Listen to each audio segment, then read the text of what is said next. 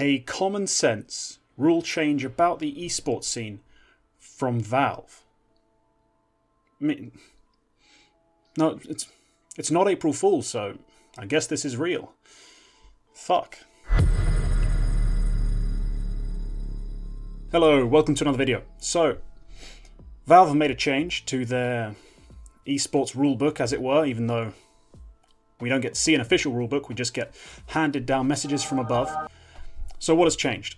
Okay, I'll read you the statement, well, the part of the statement that matters, word for word, just to make sure we're not misquoting anyone. So, moving forward, a VAC ban will only disqualify a player from an event if it was either received less than 5 years prior, or if it was received at any time after their first participation in a Valve-sponsored event, e.g. after participating in a qualifier for an RMR event.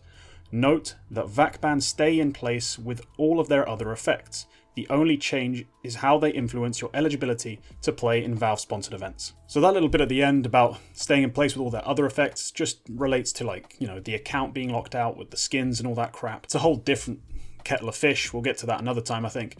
What matters for now is, well, this change, how it affects the esports landscape, and, well, if it's a good thing. I'm personally a fan of the change. I've never been a fan of permabans in any context, really. I think in all my time following almost every sport under the sun and esports, the only time I've thought that was deserving of a permaban or an indictment, police indictment, was when a rugby player broke another player's arm who was just lying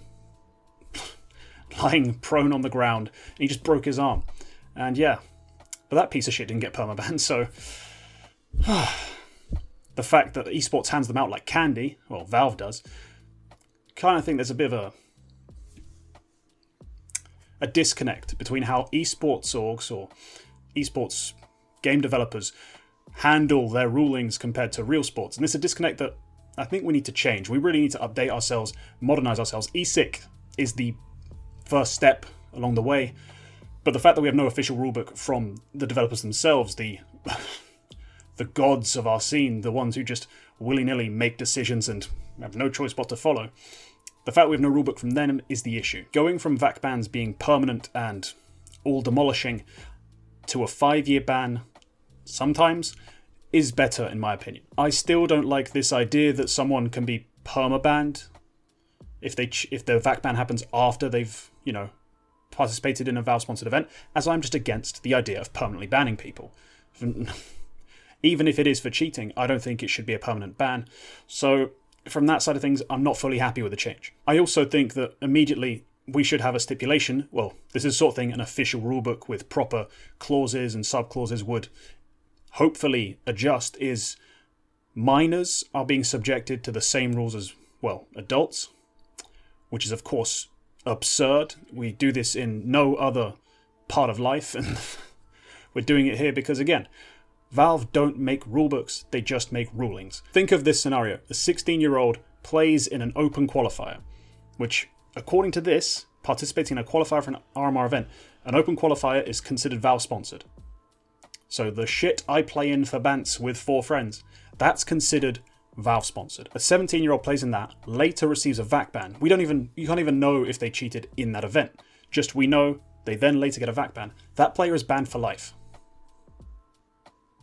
So a 17-year-old is banned for life in that scenario, which is absurd.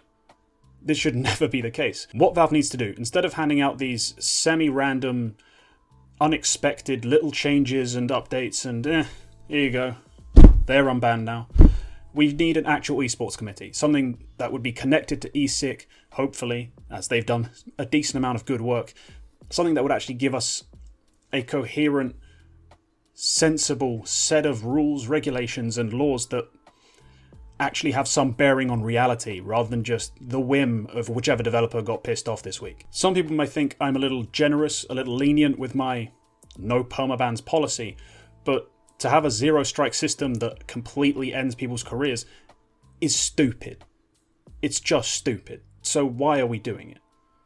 We're just doing it because Valve are too lazy, or basically all esports devs are too lazy to have actual policies in place. So instead, it's easier to just do it on a binary system. Either you're good or you're fucked. Alright, that's another Unscripted video. Leave a like if you enjoyed it. Leave a comment telling me what you think about this update and if further updates are needed. Sub if you want to see more content. And that's all for this one. Goodbye.